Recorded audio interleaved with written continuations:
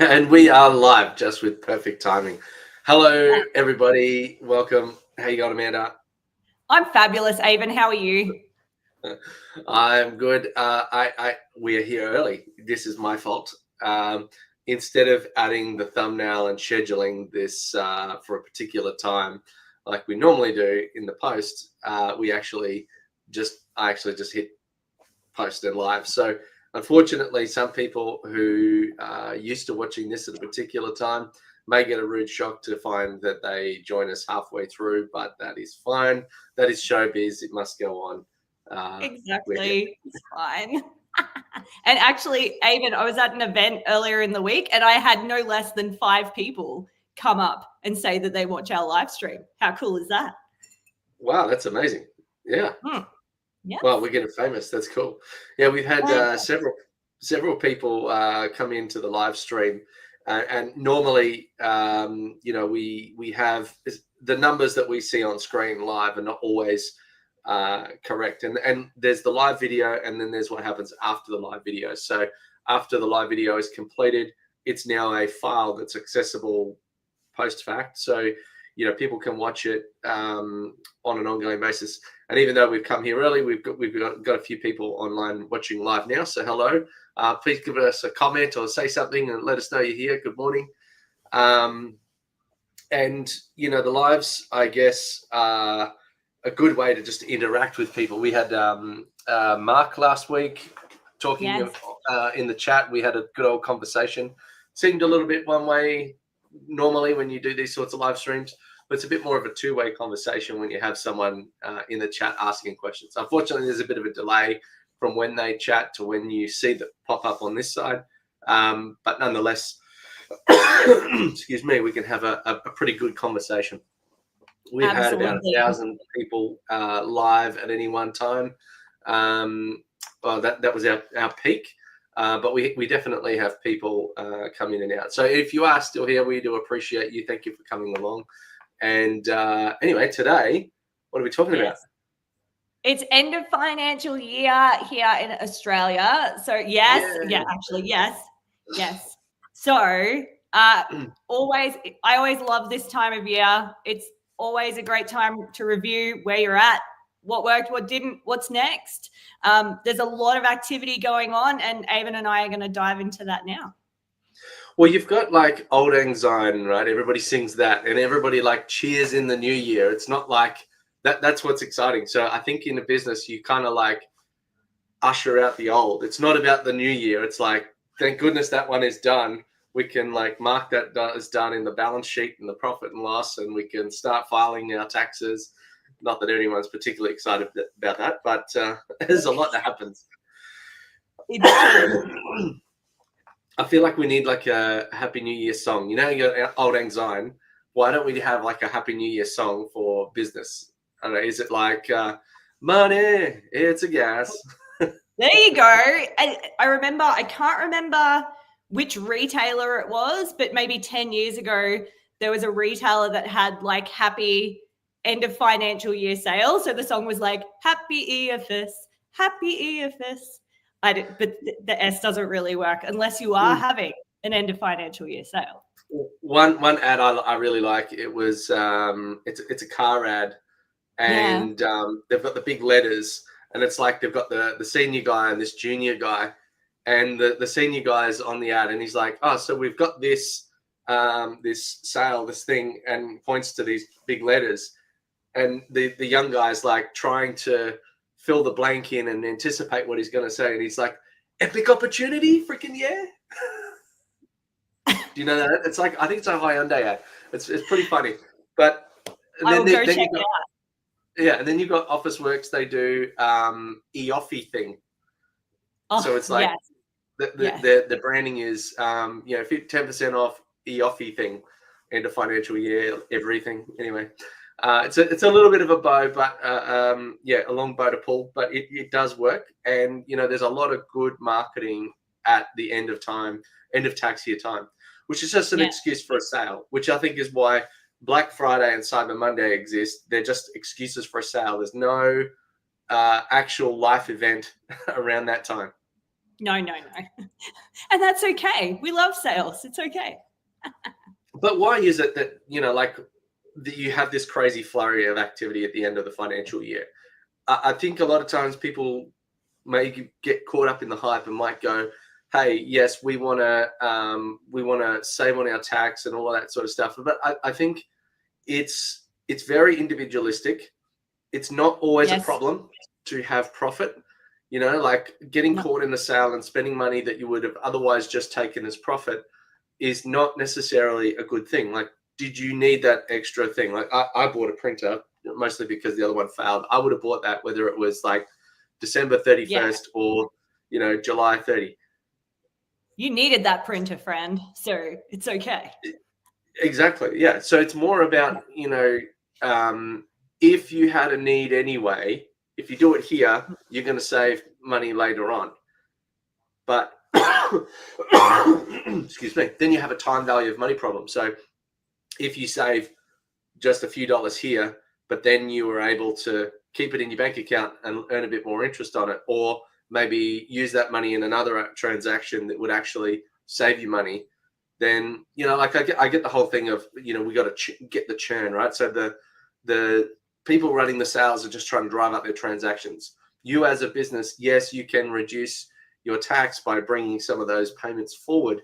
But, like for us, when we do, work with clients, we often find that people come in and say, we've got some spare profit. We want to spend some money.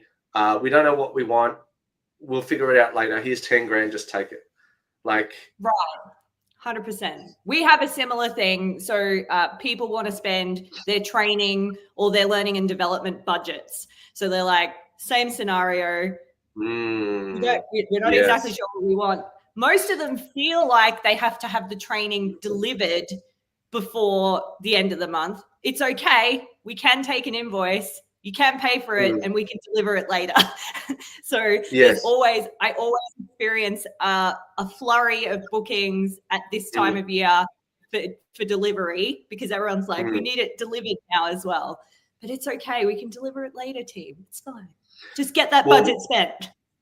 Now we're talking about budgets. That's a whole nother conversation, because, like there's times when you've got, in particularly in big organizations, like it or lump it, there is a concept of, if this department has this budget for that activity, if they don't spend their budget, they're not going to get the same budget in the next year or the next quarter or whatever. And so sometimes you can drum up business by ringing around and going, hey, what do you need? Do you have any spare budget? Let's just buy this thing. And it could be something totally irrelevant or like totally redundant. I have seen people spend 100 grand on software and then never use the thing because they had to use up a budget. No. Oh my goodness. Okay. No. Don't be doing that. Our business idea, we create a software product that's just called Budget Sponge, and then we sell that, and it does nothing other than maybe have like Atari kind of like ping pong on the screen. Oh my God. Yes. And you start them to log into it and just watch it when they want to have a break and like tune their brain out. Just going to register that URL. Don't steal it, everybody. I'm going to take that down. Right. Yeah, this is innovation on the fly. Watch out, people. All right. So if that's the budget conversation, and that's like trying to soak up money that people have. But then now there's this whole other angle of, when you're trying to sell things to big companies, quite often they need, like if you've got a large-ish recognizable brand, sometimes these businesses can drum up business out of nowhere just because of this budget problem. And they definitely rely on that. But should you be trying to spend it just because you can spend it, or should you be more intelligent with the way that you use the money? I would say more intelligent. Obviously, that gets harder to do in a very big business. Yes. Believe it or not. Also, Also, just how about if you've got a new budget that starts next week, how about you plan for it instead of just leaving it to get to the end of the next, or like that financial year, right? So how could they plan more strategically, Avon? What are your hot tips? Well, I mean, if if people are doing it for the tax reasons, right? They've looked ahead and they can see what their profits are. I would probably just try to do more prepayments. So you already use the service, and we've done this. We've been a little bit more, sort of growing, and we have that tax problem as well. And so we go, what are we already using that it might be a subscription. The very platform we're using to stream this costs like $30 a month or whatever. So instead of just doing my $30 a month, I'm pretty sure we're using it consistently now. Like we've done it long enough that we're happy with it, and we're going to continue using it. So now we just say, let's go on the annual plan. Not only do you get all of the tax out the door today, you now also get the 16% saving. So it's like a double whammy, but I've timed it for just before the end of the tax year. So next year when it comes up, we know our peak seasons and we know our low seasons. We know that because we operate with business customers, most of them go on holiday around November, December, and January. And so they're slow months. So rather than using my peak cash flow time, my low cash flow time to then go and pay for annual subscriptions, I use my peak cash flow time. And now, because I've done it annually, what that does is it levels it out, because now I don't have that monthly expense through November, December, January, February. It's now all in like June, like right before the tax year. Boom, fired off. We get the tax benefit. We level up the end of year, and we get the saving on top of it. So it's like all the ticks in all the boxes. So team, your homework is to go and check out those subscriptions, work out when would they do it in their highest cash flow month? Is that what you're saying? Or their highest? Ideally, yes. Yeah. Cool. Excellent. And that might be different for you. Like if your tax, I don't know if people know this, but you can actually change when your tax year is. So I did not know that. There you go. You have to file a special, request and give a reason as to why. But you might do your tax in April. You might do your tax in December. Like quite often, nonprofits will do that to align with, some other entities, or for whatever reason, or sure. Perhaps it makes more sense to do it at that time of year due to their cash flow cycle. So again, we're not tax advisors. That's not why we came here. So if you read the post about this, we're not tax advisors. But as a business owner, like from our perspective of what do you need to do to get, I guess, have some smoothing out of your revenue, reduce the tax. Like when you're big, you've got big budgets, your margin for error is so much bigger. But when you're little, it's quite, violent and can go in either direction. That's right. So plan ahead, or plan to fail. And smoothing it out is a lot better. And most people probably can't afford a tax lawyer to advise them on everything. So we want to create 100%. Enough sort of thinking juice for you to go and do your own research. But by changing your tax year, let's just say if you had a tourist business, right, and your peak season was over Christmas, right, just between Christmas and New Year's, you could say, all right, well, maybe if you did it just before then or just after then, maybe in January, you might say, if you made your tax year, 1 January or something like that. I don't know. Yeah. There is like defined levels. Right. You can change it, but you have to change it to one of those levels. So if it was 1 January, and I don't know exactly what it is, but if it was 1 January, then, you'd make all your purchases late December. It doesn't have to be exact, but, and sometimes trying to be too finicky about this fee or that fee or this time of month or that time of day or something like that can be more hassle than it's worth.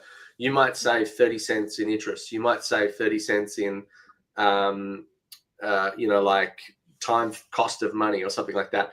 But it's not enough of a saving for you to go and waste, more than 30 seconds thinking about it, So try to be more deliberate and direct with your decision making. Love it, Avon. What else do we have for the viewers at home? Well, I think for most of that, excuse me, most of that, we talked about a flurry of activity. I think if people can slow down and just take a pause and like think more big picture and not try to like, save 10 cents here or 20 cents there. Yeah. You need to be a little bit more, deliberate again. But then, Yes. the flurry of activity of the sale, like, again, you need to be disciplined. You're not going to save money if you don't need it.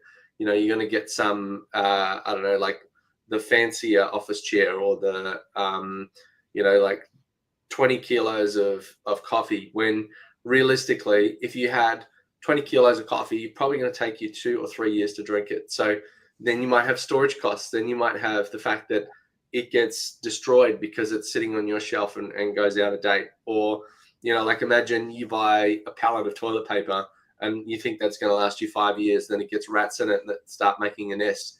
You need to think about the on cost of your decisions. So, maybe just enough, or if you're already going to buy it, or if you're going to buy it next week, now just buy it this week. But don't, like, if you're only going to save, like 30 cents on a pack of toilet roll, you could have just waited for next week. It's not big enough of an impact for it to be worth anything. Or I guess assets. So like when people are going to buy vehicles for their business, they're often an instant tax write-off anyway. So if it happens this side of the year, great. If you were already going to get it, could your car last another 2 years? Maybe. Again, talk to your tax advisor, but don't be gamified by all of these end of tax year sales. Yes, exactly. And what else? So from there, flurry of activity.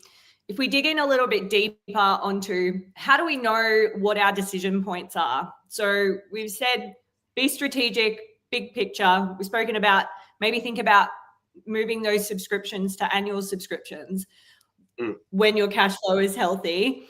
What else? What other decision points are there? Like what other levers can we pull?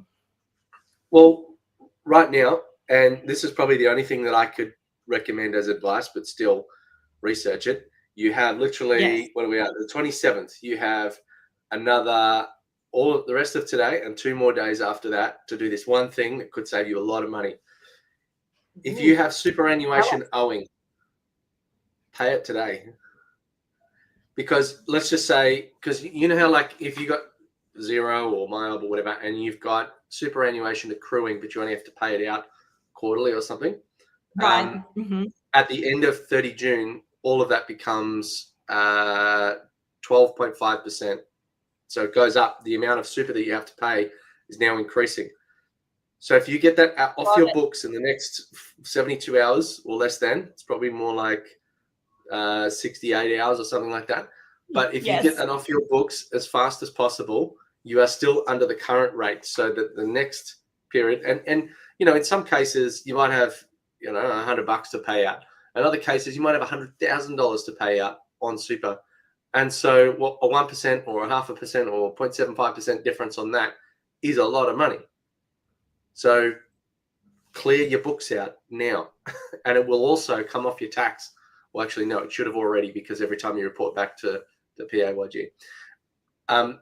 Now, when we talk about flurry of activity, you have to look at your whole business, because not only like other people are trying to do this too. So if you have a B2B business, as we mentioned at the start with us, someone is probably trying to pay you.